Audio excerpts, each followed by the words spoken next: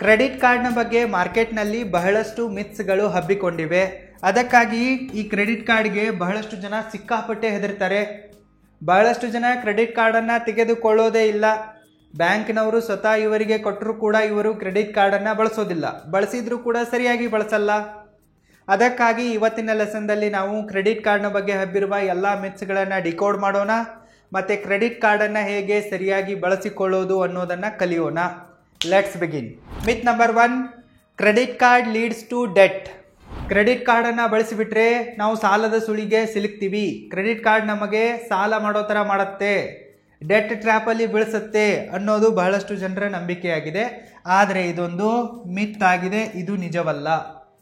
Fact ಏನಪ್ಪ ಅಂತಂದರೆ credit card ನಿಮಗೆ ಸಾಲ ಮಾಡಿಸಲ್ಲ. ನಿಮ್ಮ ಓವರ್ ಸ್ಪೆಂಡಿಂಗ್ ಹ್ಯಾಬಿಟ್ ಇರುತ್ತಲ್ಲ, ಇದು ನಿಮಗೆ ಸಾಲ ಮಾಡೋ ಥರ ಮಾಡುತ್ತೆ. ಪ್ರತಿಯೊಂದಕ್ಕೂ ಕೂಡ ಮೆರಿಟು ಇರ್ತವೆ, ಡಿಮೆರಿಟ್ ಇರ್ತವೆ. ಪ್ರತಿಯೊಂದನ್ನು ನಿಮಗೆ ಸರಿಯಾಗಿ ಬಳಸಕ್ಕೆ ಬರಬೇಕು. ಈಗ ಇಲೆಕ್ಟ್ರಿಸಿಟಿ ಇದೆ, ಕಾರ್ ಇದೆ, ಇಂಟರ್ನೆಟ್ ಇದೆ. ಇದನ್ನು ನೀವು ಸರಿಯಾಗಿ ಬಳಸ್ಕೊಂಡ್ರೆ ನಿಮ್ಮ ಬಾಳು ಬೆಳಗತ್ತೆ. ಮಿಸ್ಯೂಸ್ ಮಾಡ್ಕೊಂಡ್ಬಿಟ್ರೆ ನೀವು ಹಾಳಾಗ್ತೀರಾ. ಸೇಮ್ ಕ್ರೆಡಿಟ್ ಕಾರ್ಡ್ ಕೂಡ ಇದೇ ಥರ ಇದೆ. ನೀವು ಕ್ರೆಡಿಟ್ ಕಾರ್ಡ್ನಿಂದ ಪೇಮೆಂಟ್ಗಳನ್ನು ಮಾಡಿದ ನಂತರ ಬಿಲ್ಲಿಂಗ್ ಆಗತ್ತೆ. ಬಿಲ್ಲಿಂಗ್ ಆದ ನಂತರ ನಿಮಗೆ ಪೇಮೆಂಟ್ ಮಾಡೋಕ್ಕೆ ಒಂದು ಡ್ಯೂ ಡೇಟ್ ಇರುತ್ತೆ. ಆ ಡ್ಯೂ ಡೇಟ್ನ ಒಳಗಡೆನೆ ನೀವು ಫುಲ್ ಬ್ಯಾಲೆನ್ಸನ್ನು ಪೇ ಮಾಡಿಬಿಟ್ರೆ ನಿಮಗೆ ಯಾವುದೇ ಬಡ್ಡಿಯನ್ನು ಕಟ್ಟಬೇಕಾಗಿಲ್ಲ. ಕ್ರೆಡಿಟ್ ಕಾರ್ಡ್ ನಿಮಗೆ 51 ದಿನಗಳ ತನಕ ಇಂಟ್ರೆಸ್ಟ್ ಫ್ರೀ ಆಗಿರುವ ದುಡ್ಡನ್ನು ಕೊಡುತ್ತೆ. ಸೊ ನೀವು ಮಿನಿಮಮ್ ಡ್ಯೂ ಅನ್ನು ತೆಗೆದುಕೊಳ್ಳುವ ಬದಲು ಫುಲ್ ಪೇಮೆಂಟ್ ಮಾಡಿ, ಡ್ಯೂ ಡೇಟ್ನ ಒಳಗಡೆ ಫುಲ್ ಪೇಮೆಂಟ್ ಮಾಡಿ. ಆವಾಗ ನಿಮಗೆ ಯಾವುದೇ ಬಡ್ಡಿ ಕಟ್ಟಬೇಕಾಗಿಲ್ಲ. ಮತ್ತು ಈ ಥರ ಮಾಡೋದ್ರಿಂದ ನಿಮ್ಮ ಸಿಬಿಲ್ ಸ್ಕೋರ್ ಕೂಡ ಇಂಪ್ರೂವ್ ಆಗುತ್ತೆ. Myth number 2, using a credit card hurts your credit score. ನೀವು ಕ್ರೆಡಿಟ್ ಕಾರ್ಡನ್ನು ಬಳಸಿದರೆ ನಿಮ್ಮ ಕ್ರೆಡಿಟ್ ಸ್ಕೋರ್ ಖರಾಬ್ ಆಗುತ್ತೆ, ಸಿಬಿಲ್ ಸ್ಕೋರ್ ಖರಾಬ್ ಆಗುತ್ತೆ ಅಂತಲೂ ಕೆಲವೊಂದಿಷ್ಟು ಜನ ಹೇಳ್ತಾ ಇರ್ತಾರೆ. ಇದು ಕೂಡ ಒಂದು ದೊಡ್ಡ ಮಿತ್ ಆಗಿದೆ.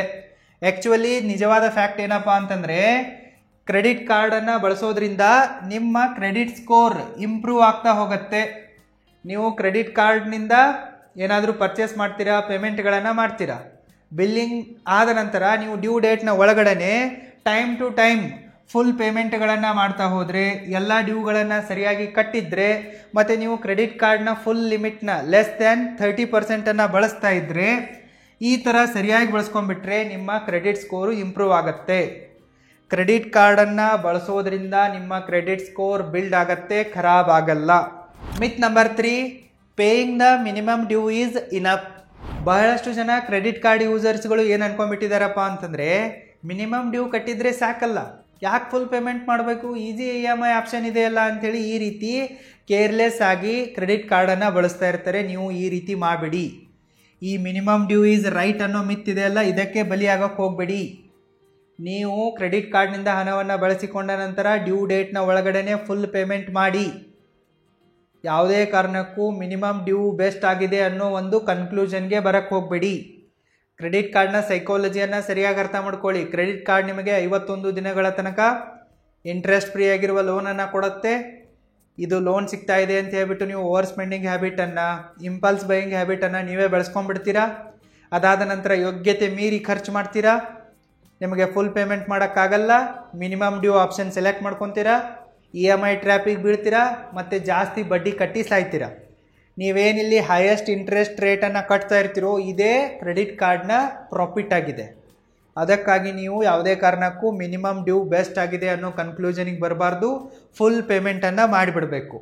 ಫುಲ್ ಪೇಮೆಂಟ್ ಮಾಡಿದರೆ ನಿಮಗೆ ಯಾವುದೇ ಬಡ್ಡಿ ಕಟ್ಟಬೇಕಾಗಿಲ್ಲ, ನೀವು ಸೇಫಾಗಿರ್ತೀರಾ, ಮತ್ತು ನಿಮ್ಮ ಕ್ರೆಡಿಟ್ ಸ್ಕೋರ್ ಕೂಡ ಜಾಸ್ತಿ ಆಗ್ತಾ ಹೋಗುತ್ತೆ. Myth number 4, checking your credit score lowers it. ನಾವು ನಮ್ಮ ಕ್ರೆಡಿಟ್ ಕಾರ್ಡ್ ಆ್ಯಪಲ್ಲಿ ನಮ್ಮ ಕ್ರೆಡಿಟ್ ಸ್ಕೋರನ್ನು ಚೆಕ್ ಮಾಡ್ಕೊಂಡ್ಬಿಟ್ರೆ ನಮ್ಮ ಕ್ರೆಡಿಟ್ ಸ್ಕೋರ್ ಇರುತ್ತಲ್ಲ ಅದು ಕಡಿಮೆ ಆಗುತ್ತೆ ಅನ್ನೋ ಮಿತ್ ಕೂಡ ಬಹಳಷ್ಟು ಜನರ ತಲೆಯಲ್ಲಿದೆ. ನೀವು ನಿಮ್ಮ ಕ್ರೆಡಿಟ್ ಸ್ಕೋರನ್ನು ಎಷ್ಟೇ ಸರ್ತಿ ನೋಡಿದರೂ ಕೂಡ ಯಾವುದೇ ವ್ಯತ್ಯಾಸ ಆಗಲ್ಲ. ನೀವು ಕ್ರೆಡಿಟ್ ಕಾರ್ಡನ್ನು ಬಳಸ್ತಾ ಇರ್ತೀರಪ್ಪ ಅಂತಂದರೆ ಅದರದ್ದೊಂದು ಆ್ಯಪ್ ಇರುತ್ತೆ. ಉದಾಹರಣೆಗಾಗಿ ನೀವು SBI ಕ್ರೆಡಿಟ್ ಕಾರ್ಡನ್ನು ಬಳಸ್ತಾ ಇದ್ದೀರಾ ಅಂತಂದರೆ SBI ಕಾರ್ಡ್ ಅನ್ನೋ ಒಂದು ಆ್ಯಪ್ ಇರುತ್ತೆ. ಅದರಲ್ಲಿ ನೀವು ಲಾಗಿನ್ ಆಗಿಬಿಟ್ಟು ನಿಮ್ಮ ಕ್ರೆಡಿಟ್ ಸ್ಕೋರ್ ಅಂದರೆ ಸಿಬಿಲ್ ಸ್ಕೋರ್ ಎಷ್ಟಿದೆ ಅಂತೇಳಿ ನೋಡ್ಬೋದು. ಸೊ ನಿಮ್ಮ ಸ್ಕೋರನ್ನು ನೀವೇ ನೋಡಿದರೆ ಏನಾಗುತ್ತೆ, ಇದು ಸಾಫ್ಟ್ ಎನ್ಕ್ವೈರಿ ಆಗುತ್ತೆ. ಇದರಿಂದ ನಿಮ್ಮ ಕ್ರೆಡಿಟ್ ಸ್ಕೋರ್ ಮೇಲೆ ಯಾವುದೇ ಅಫೆಕ್ಟ್ ಆಗಲ್ಲ. ಯಾವಾಗ ಹಾರ್ಡ್ ಎನ್ಕ್ವೈರಿಗಳಾಗ್ತವೆನೋ, ಅಂದರೆ ನೀವು ಲೋನ್ಗಾಗಿ ಅಪ್ಲೈ ಮಾಡ್ತೀರಾ, ಆವಾಗ ಬ್ಯಾಂಕ್ ಮ್ಯಾನೇಜರ್ ಚೆಕ್ ಮಾಡ್ತಾರೋ ಆವಾಗ ಸ್ವಲ್ಪ ಅಫೆಕ್ಟ್ ಆಗ್ಬೋದು. ಆದರೆ ನಿಮ್ಮ ಸಿಬಿಲ್ ಸ್ಕೋರನ್ನು ನೀವು ಎಷ್ಟೇ ಸರ್ತಿ ನೋಡಿಕೊಂಡ್ರೂ ಕೂಡ ಯಾವುದೇ ವ್ಯತ್ಯಾಸ ಆಗಲ್ಲ. Myth number 5, closing old credit cards improves your score. ಹಳೆ ಎಲ್ಲ ಕ್ರೆಡಿಟ್ ಕಾರ್ಡ್ಗಳನ್ನು ಕ್ಲೋಸ್ ಮಾಡಿಬಿಟ್ರೆ ನಮ್ಮ ಕ್ರೆಡಿಟ್ ಸ್ಕೋರ್ ಜಾಸ್ತಿ ಆಗತ್ತೆ ಅಂಥೇಳಿ ಬಹಳಷ್ಟು ಜನ ನಂಬ್ತಾರೆ. ಇದು ಕೂಡ ಒಂದು ಮಿತ್ ಆಗಿದೆ. ನೀವೇನಾದರೂ ನಿಮ್ಮ ಎಲ್ಲ ಹಳೆಯ ಕ್ರೆಡಿಟ್ ಕಾರ್ಡ್ಗಳನ್ನು ಒಮ್ಮೆನೇ ಕ್ಲೋಸ್ ಮಾಡಿಬಿಟ್ರೆ ನಿಮ್ಮ ಕ್ರೆಡಿಟ್ ಹಿಸ್ಟ್ರಿನೇ ಎರೇಸ್ ಆದಂಗೆ ಆಗಿಬಿಡತ್ತೆ. ಈಗ ಕ್ರೆಡಿಟ್ ಕಾರ್ಡನ್ನು ನೀವು ಬಳಸ್ತಾ ಇರ್ತೀರ, ಅಲ್ಲಿ ಒಂದು ಕ್ರೆಡಿಟ್ ಹಿಸ್ಟ್ರಿ ಡೆವಲಪ್ ಆಗ್ತಾ ಬರ್ತಾ ಇರುತ್ತೆ. ನೀವು ಒಂದು ಸ್ವಲ್ಪ ದುಡ್ಡನ್ನು ಖರ್ಚು ಮಾಡ್ತೀರಾ, ಮತ್ತೆ ಪೇ ಮಾಡ್ತೀರಾ. ನಿಮಗೆ ಫುಲ್ಲಿ ಪೇ ಮಾಡೋಕ್ಕಾಗಿರದಿದ್ರೆ ಒಂದು EMI ಆಪ್ಷನ್ ಹಾಕೊಂಡಿರ್ತೀರಾ, ಅದನ್ನಾದರೂ ಸಕ್ಸಸ್ಫುಲ್ಲಿ ಕಟ್ಟಿರ್ತೀರಾ. ಈ ರೀತಿ ನಿಮ್ಮ ಒಂದು ಕ್ರೆಡಿಟ್ ಹಿಸ್ಟ್ರಿ ಬಿಲ್ಡ್ ಆಗಿರುತ್ತೆ. ಸೊ ನೀವು ಕ್ರೆಡಿಟ್ ಕಾರ್ಡನ್ನು ಪೂರ್ತಿ ಕ್ಲೋಸ್ ಮಾಡಿಬಿಟ್ರೆ ಕ್ರೆಡಿಟ್ ಹಿಸ್ಟ್ರಿನೇ ಗಾಯಪ್ ಆಗಿಬಿಡತ್ತೆ. ಸೊ ಇದರಿಂದ ನಿಮ್ಮ ಕ್ರೆಡಿಟ್ ಸ್ಕೋರು ಡೌನ್ ಆಗುತ್ತೆ. ನಿಮ್ಮದು ಎಷ್ಟು ಲಾಂಗ್ ಇಯರ್ನ ತನಕ ಕ್ರೆಡಿಟ್ ಹಿಸ್ಟ್ರಿ ಇರುತ್ತೋ ಅಷ್ಟು ಸಿಬಿಲ್ ಸ್ಕೋರ್ ಇಂಪ್ರೂವ್ ಆಗುತ್ತೆ. ಬ್ಯಾಂಕಿಗೆ ಗೊತ್ತಾಗತ್ತಲ್ಲ, ಇವರು 7-8 ವರ್ಷದಿಂದ ಕ್ರೆಡಿಟನ್ನು ಅಂದರೆ ಲೋನನ್ನು ತೆಗೆದುಕೊಳ್ತಾ ಬರ್ತಾ ಇದ್ದಾರೆ, ಎಲ್ಲೂ ಡಿಫಾಲ್ಟ್ ಮಾಡಿಲ್ಲ, ಗುಡ್ ಕಸ್ಟಮರ್ ಅಂತೇಳಿ ಒಂದು ಡಾಟಾ ಇರುತ್ತೆ, ಒಂದು ಎವಿಡೆನ್ಸ್ ಇರುತ್ತೆ. ನೀವು ಕ್ರೆಡಿಟ್ ಕಾರ್ಡ್ಗಳನ್ನೆಲ್ಲ ಕ್ಲೋಸ್ ಮಾಡಿಬಿಟ್ರೆ ಹಿಸ್ಟ್ರಿನೇ ಎರೇಸ್ ಆಯ್ತಪ್ಪ ಅಂತಂದರೆ ಬ್ಯಾಂಕಿಗೆ ನಿಮ್ಮ ಬಗ್ಗೆ ಐಡಿಯಾನೇ ಬರಲ್ಲ. ಬ್ಯಾಂಕ್ ಉಲ್ಟಾ ನಿಮ್ಮ ಮೇಲೆ ಡೌಟ್ ಪಡೋಕ್ಕೆ ಶುರುವಾಗುತ್ತೆ. ಇವ್ರು ಯಾಕೆ ಕ್ಲೋಸ್ ಮಾಡಿದ್ದಾರೆ, ಸಮಥಿಂಗ್ ಏನೋ ಡಿಫಾಲ್ಟ್ ಮಾಡಿರ್ಬೇಕು ಇವರು, ಎಲ್ಲೋ ಏನೋ EMI ಬೌನ್ಸ್ ಮಾಡಿರ್ಬೇಕು ಇವರು, ಕಟ್ಟಿರ್ಲಿಕ್ಕಿಲ್ಲ, ಡಿಫಾಲ್ಟರ್ ಇದ್ದಾರೆ, ಈ ಥರ ಡೌಟ್ ಪಡೋಕ್ಕೆ ಶುರು ಮಾಡಿಬಿಡುತ್ತೆ. ನೀವು ಕ್ರೆಡಿಟ್ ಕಾರ್ಡ್ಗಳನ್ನು ಕ್ಲೋಸ್ ಮಾಡೋದ್ರಿಂದ ನಿಮ್ಮ ಸಿಬಿಲ್ ಸ್ಕೋರ್ ಜಾಸ್ತಿ ಆಗಲ್ಲ, ಉಲ್ಟಾ ಕಡಿಮೆ ಆಗುತ್ತೆ. Credit cards have hidden charges you can't avoid. Credit ಕಾರ್ಡ್ನಲ್ಲಿ ಸಿಕ್ಕಾಪಟ್ಟೆ ಹಿಡನ್ ಚಾರ್ಜಸ್ಗಳಿರ್ತವೆ, ಅದನ್ನು ನಮಗೆ ಅವಾಯ್ಡ್ ಮಾಡೋಕ್ಕಾಗಲ್ಲ. ಅದಕ್ಕಾಗಿ ನಾವು ಕ್ರೆಡಿಟ್ ಕಾರ್ಡ್ ತೊಗೋಬಾರ್ದು, ಇಲ್ಲವೇ ಲೂಟಿ ಆಗಿಬಿಡ್ತೀವಿ ಅಂತೇಳಿ ಬಹಳಷ್ಟು ಜನ ಹೇಳ್ತಾ ಇರ್ತಾರೆ. ಇದು ಕೂಡ ಒಂದು ಮಿತ್ ಆಗಿದೆ. ನೀವು ಕ್ರೆಡಿಟ್ ಕಾರ್ಡನ್ನು ತೆಗೆದುಕೊಳ್ಳುವುದಕ್ಕಿಂತ ಮುಂಚೆನೇ ಅದರ ಎಲ್ಲ ಟರ್ಮ್ಸ್ ಆ್ಯಂಡ್ ಕಂಡೀಷನ್ಗಳನ್ನು ಓದ್ಕೋಬೇಕು. ಕ್ರೆಡಿಟ್ ಕಾರ್ಡ್ನ ಟರ್ಮ್ಸ್ ಸೆಕ್ಷನ್ನಲ್ಲಿ ಆ್ಯನ್ಯುವಲ್ ಮೇಂಟೆನೆನ್ಸ್ ಚಾರ್ಜಸ್ ಎಷ್ಟಿದೆ, ಆ್ಯನ್ಯುವಲ್ ಫೀಸ್ ಎಷ್ಟಿದೆ, ಲೇಟ್ ಫೀಗೆ ಎಷ್ಟು ಚಾರ್ಜಸ್ ಮಾಡ್ತಾರೆ, ಫಾರಿನ್ ಟ್ರಾನ್ಸಾಕ್ಷನ್ ಫೀಸ್ಗೆ ಎಷ್ಟಿದೆ, ಪೆನಾಲ್ಟಿಗಳು ಏನೇನಿವೆ ಅಂಥೇಳಿ ಎಲ್ಲ ಕೊಟ್ಟಿರ್ತಾರೆ. ನೀವು ಓದಬೇಕು. ನೀವು ಅದನ್ನು ಓದದೆ ಸುಮ್ಮನೆ ಟೆಲಿಕಾಲರ್ ಸೇಲ್ಸ್ಗಳ ಮಾತನ್ನು ಕೇಳಿಬಿಟ್ಟು ಕ್ರೆಡಿಟ್ ಕಾರ್ಡ್ ಕೊಡಿ ಅಂದುಬಿಡೋದು, ಆಮೇಲೆ ಸಿಕ್ಕಂಗೆ ಯೂಸ್ ಮಾಡೋದು ಮಾಡಿದರೆ ನಿಮಗೆ ಪೆನಾಲ್ಟಿ ಬೀಳೋದೆ, ಚಾರ್ಜಸ್ ಬೀಳೋದೆ. ಚಾರ್ಜಸ್ ಏನು ಹಿಡನ್ ಆಗಿರಲ್ಲ, ಆಲ್ರೆಡಿ ಕ್ರೆಡಿಟ್ ಕಾರ್ಡ್ನಲ್ಲಿ ಇದನ್ನು ಮಾಡಿದರೆ ಇಂತಿಷ್ಟು ಚಾರ್ಜ್ ಅಂಥೇಳಿ ಲಿಸ್ಟ್ ಇರುತ್ತೆ ಅವ್ರದ್ದು. ನೀವು ಓದಿರಲ್ಲ, ನೀವು ಓದಿಲ್ಲ ಅಂತಂದರೆ ಅದು ನಿಮ್ಮ ತಪ್ಪು. ನೀವು ಎಲ್ಲ ಟರ್ಮ್ಸ್ ಆ್ಯಂಡ್ ಕಂಡೀಷನ್ಗಳನ್ನು ಸರಿಯಾಗಿ ಓದಿ, ಮತ್ತು ನಿಮಗೆ ಯಾವುದು ಬೆಸ್ಟ್ ಸುಟೇಬಲ್ ಕ್ರೆಡಿಟ್ ಕಾರ್ಡ್ ಆಗುತ್ತೋ ಆ ಕಾರ್ಡನ್ನು ತೆಗೆದುಕೊಳ್ಳಿ. ಟೈಮ್ ಟು ಟೈಮ್ ಪೇಮೆಂಟನ್ನು ಮಾಡಿ. ಯಾಕೆ ನಿಮಗೆ ಪೆನಾಲ್ಟಿ ಬೀಳುತ್ತೆ, ಯಾಕೆ ನಿಮಗೆ ಲೇಟ್ ಚಾರ್ಜ್ ಆಗುತ್ತೆ? ನೀವು ಸರಿಯಾಗಿ ಬಳಸ್ಕೊಂಡ್ರೆ ಯಾವುದೇ ಹಿಡನ್ ಚಾರ್ಜಸ್ಸು ಬೀಳಲ್ಲ, ಪೆನಾಲ್ಟಿನೂ ಬೀಳಲ್ಲ. Myth number 7, you should use your entire credit limit. ನಿಮ್ಮ ಕ್ರೆಡಿಟ್ ಕಾರ್ಡ್ನ ಫುಲ್ ಲಿಮಿಟ್ ಎಷ್ಟಿದೆನೋ ಅದನ್ನು ನೀವು 100% ಬಳಸ್ಕೋಬೇಕು, ಅಂದರೆ ನಿಮ್ಮ ಸಿಬಿಲ್ ಸ್ಕೋರ್ ಜಾಸ್ತಿ ಆಗತ್ತೆ ಅಂಥೇಳಿ ಕೆಲವೊಂದಿಷ್ಟು ಜನ ಮೂರ್ಖರು ಹೇಳ್ತಾ ಇರ್ತಾರೆ. ನೀವೇನಾದರೂ ನಿಮ್ಮ ಕ್ರೆಡಿಟ್ಸ್ ಕಾರ್ಡಿನ ಫುಲ್ ಲಿಮಿಟನ್ನು ಬಳಸ್ಕೊಂಬಿಟ್ರೆ ನಿಮ್ಮ ಸಿಬಿಲ್ ಸ್ಕೋರ್ ಡೌನ್ ಆಗ್ತಾ ಹೋಗುತ್ತೆ, ಫ್ಲಕ್ಚುವೇಟ್ ಆಗುತ್ತೆ, ನೆಗೆಟಿವ್ಲಿ ಇಂಪ್ಯಾಕ್ಟ್ ಆಗುತ್ತೆ, ಪಾಸಿಟಿವ್ ಇಂಪ್ಯಾಕ್ಟ್ ಆಗಲ್ಲ. ಅದಕ್ಕಾಗಿ ನೀವು ನಿಮ್ಮ ಕ್ರೆಡಿಟ್ ಕಾರ್ಡ್ನ ಫುಲ್ ಲಿಮಿಟ್ ಎಷ್ಟಿರುತ್ತೋ ಅದರ 30%ಗಿಂತಲೂ ಕಡಿಮೆನೇ ಯೂಸ್ ಮಾಡಬೇಕು. ಉದಾಹರಣೆಗಾಗಿ ನಿಮ್ಮ ಕ್ರೆಡಿಟ್ ಕಾರ್ಡ್ನ ಫುಲ್ ಲಿಮಿಟ್ 1 ಲಕ್ಷ ಇದೆ ಅಂತ ಅಂದ್ಕೊಳ್ಳಿ. ನೀವು ಆವಾಗ ಪ್ರತಿ ತಿಂಗಳು 30,000ಕ್ಕಿಂತಲೂ ಕಡಿಮೆನೇ ಯೂಸ್ ಮಾಡಬೇಕು. ಟೋಟಲ್ ಲಿಮಿಟ್ನ 30%ಗಿಂತ ಕಡಿಮೆ ಯೂಸ್ ಮಾಡ್ತಾ ಇದ್ದೀರಾ ಅಂತಂದ್ರೇ ನಿಮ್ಮ ಸಿಬಿಲ್ ಸ್ಕೋರ್ ಇಂಪ್ರೂವ್ ಆಗ್ತಾ ಇರುತ್ತೆ. ನೀವು ಅಷ್ಟೇ ಯೂಸ್ ಮಾಡಿ, ಟೈಮ್ ಟು ಟೈಮ್ ಪೇಮೆಂಟ್ಗಳನ್ನು ಮಾಡಿ, ನಿಮ್ಮ ಒಂದು ಕ್ರೆಡಿಟ್ ಹಿಸ್ಟ್ರಿ ಸರಿಯಾಗಿ ಗ್ರೋ ಆಗ್ತಾ ಹೋಗುತ್ತೆ. ಅದನ್ನು ಬಿಟ್ಟುಬಿಟ್ಟು ನೀವು 100% ಯೂಸ್ ಮಾಡೋಕ್ಕೆ ಶುರು ಮಾಡಿದರೆ, ಇಲ್ಲವೇ more than 30% of credit limit use ಮಾಡೋಕ್ಕೆ ಶುರು ಮಾಡಿದರೆ ಬ್ಯಾಂಕಿಗೆ ಏನು ಅನ್ಸತ್ತಪ್ಪ ಅಂತಂದರೆ ಈ ವ್ಯಕ್ತಿಗೆ ಹಣದ ಅವಶ್ಯಕತೆ ಜಾಸ್ತಿ ಇದೆ. ಇದು ನಿಮ್ಮ ಮನಿ ಹಂಗರನ್ನು ತೋರಿಸುತ್ತೆ. ಇವನಿಗೆ ಇಷ್ಟೊಂದೆಲ್ಲ ಜಾಸ್ತಿ ದುಡ್ಡಿನ ಅವಶ್ಯಕತೆ ಬೀಳ್ತಾ ಇದೆ ಅಂತಂದರೆ ಸಮಥಿಂಗ್ ಇನ್ ಡೇಂಜರ್, ಇಲ್ಲೇನೋ ರಿಸ್ಕ್ ಇದೆ, ಈ ವ್ಯಕ್ತಿ ದಿವಾಳಿ ಆಗುವ ಅಂಚಿಗೆ ಹೋಗ್ತಾ ಇದ್ದಾನೆ, ಈ ರೀತಿ ಅನಿಸುತ್ತೆ. ಮತ್ತು ನಿಮ್ಮ ಸಿಬಿಲ್ ಸ್ಕೋರ್ ಡೌನ್ ಆಗುತ್ತೆ. ಅದಕ್ಕಾಗಿ ಫುಲ್ ಲಿಮಿಟ್ ಯೂಸ್ ಮಾಡೋಕ್ಕೆ ಹೋಗಬೇಡಿ, ಲೆಸ್ ದೆನ್ 30% ಲಿಮಿಟನ್ನಷ್ಟೇ ಯೂಸ್ ಮಾಡಿ. Myth number 8, credit cards aren't safe to use online. Online payment ಮಾಡೋದಕ್ಕೆ ಕ್ರೆಡಿಟ್ ಕಾರ್ಡ್ಗಳು ಸೇಫ್ ಆಗಿಲ್ಲ ಅಂಥೇಳಿ ಭಾಳಷ್ಟು ಜನ ಹೇಳ್ತಾ ಇರ್ತಾರೆ. ಇದು ಕೂಡ ಒಂದು ದೊಡ್ಡ ಮಿತ್ ಆಗಿದೆ. ಡೆಬಿಟ್ ಕಾರ್ಡ್ಗಳಿಗೆ ಕಂಪೇರ್ ಮಾಡಿದರೆ ಕ್ರೆಡಿಟ್ ಕಾರ್ಡ್ಗಳು ಜಾಸ್ತಿ ಸೇಫ್ ಆಗಿವೆ ಅಂತ ನಾವು ಹೇಳ್ಬೋದು. ಯಾಕಪ್ಪ ಅಂತಂದರೆ ಎಲ್ಲ ಕ್ರೆಡಿಟ್ ಕಾರ್ಡ್ನ ಒಳಗಡೆ ಇನ್ಬಿಲ್ಟ್ ಆಗಿ ಫ್ರಾಡ್ ಪ್ರೊಟೆಕ್ಷನ್ ಟೆಕ್ನಾಲಜಿಯನ್ನು ಅಳವಡಿಸಲಾಗಿರುತ್ತೆ. ಈಗ ನೀವು ಡೆಬಿಟ್ ಕಾರ್ಡ್ನಿಂದ ಪೇಮೆಂಟ್ ಮಾಡಿದ್ದೀರಾ ಅಂತ ಅಂದ್ಕೊಳ್ಳಿ. ಥಟ್ ಅಂತೇಳಿ ಫ್ರ್ಯಾಕ್ಷನ್ ಆಫ್ ಸೆಕೆಂಡ್ನಲ್ಲಿ ಮುಂದಿರುವ ಪಾರ್ಟಿಗೆ ಪೇಮೆಂಟ್ ಟ್ರಾನ್ಸ್ಫರ್ ಆಗಿಬಿಡುತ್ತೆ, ಅವ್ರ ಅಕೌಂಟಿಗೆ ಹೋಗುತ್ತೆ ನಿಮ್ಮ ಅಕೌಂಟ್ನಿಂದ. ಆದರೆ ಕ್ರೆಡಿಟ್ ಕಾರ್ಡ್ನ ವಿಚಾರದಲ್ಲಿ ಆ ರೀತಿ ಆಗಲ್ಲ. ಕ್ರೆಡಿಟ್ ಕಾರ್ಡ್ ಒಂದು ಲೋನ್ ಕಾರ್ಡ್ ಆಗಿದೆ, ಒಂದು ಪೇಮೆಂಟ್ ಕಾರ್ಡ್ ಆಗಿದೆ. ನೀವು ಕ್ರೆಡಿಟ್ ಕಾರ್ಡ್ನಿಂದ ಯಾರಿಗಾದರೂ ಪೇಮೆಂಟ್ ಮಾಡಿದರೆ ಸಡನ್ನಾಗಿ ಅವರಿಗೆ ದುಡ್ಡು ಹೋಗಲ್ಲ.